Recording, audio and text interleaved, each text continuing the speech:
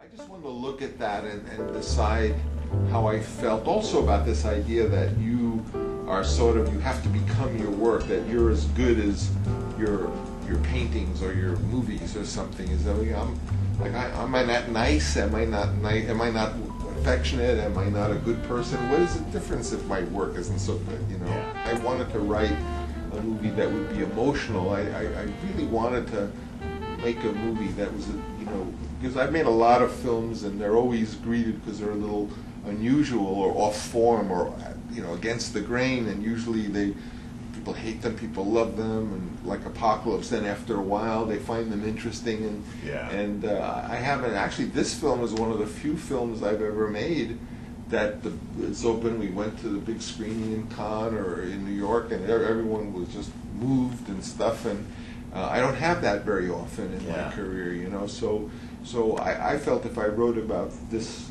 idea that I would learn about it, and that's, at my age, that's the great pleasure of life. I mean, you see this as deeply personal. Are you driven? Do you see yourself in kind of competition? Maybe, if not with others, maybe with yourself or your past selves? Well, I'm definitely not in competition with myself, because I know for a fact that artists, especially who had success as young men, say Tennessee Williams or Norman Mailer, or we could go through 50s, they never achieved. Williams never wrote a play that was considered as great as Glass Menagerie or Streetcar Named. Never.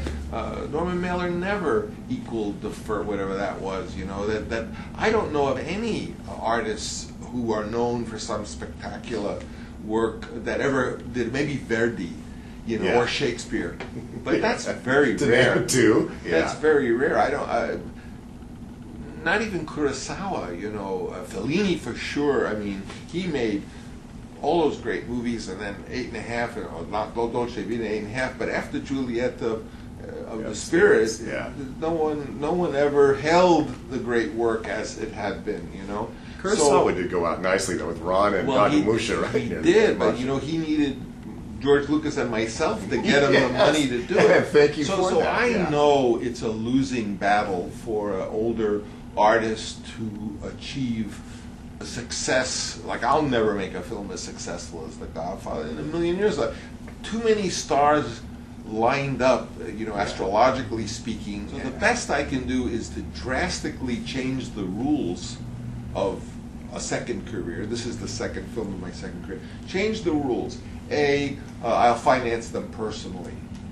That means B, they can all be personal subject matter, and can be of things that I'm really interested in.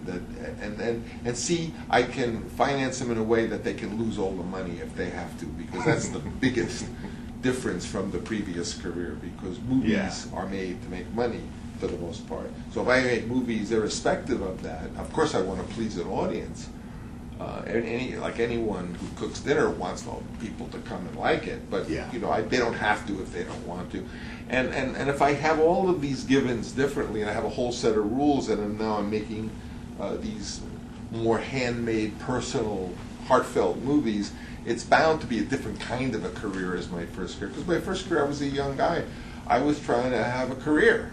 I wanted to know I could be a filmmaker. I didn't know that I'd even get the chance to direct a film, much less get a chance to do a second film. Yeah.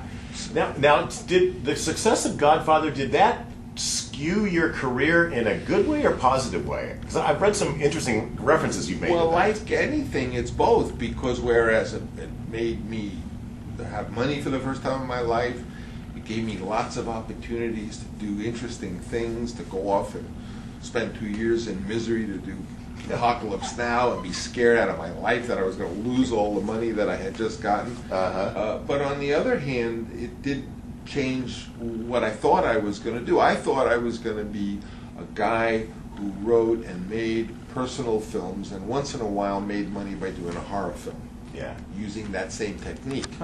But that didn't happen. I never thought I was going to be like an important director, that someone, if they listed 10 important American directors, that I'd be on the list. That's for sure. I just wanted to be an American director, period.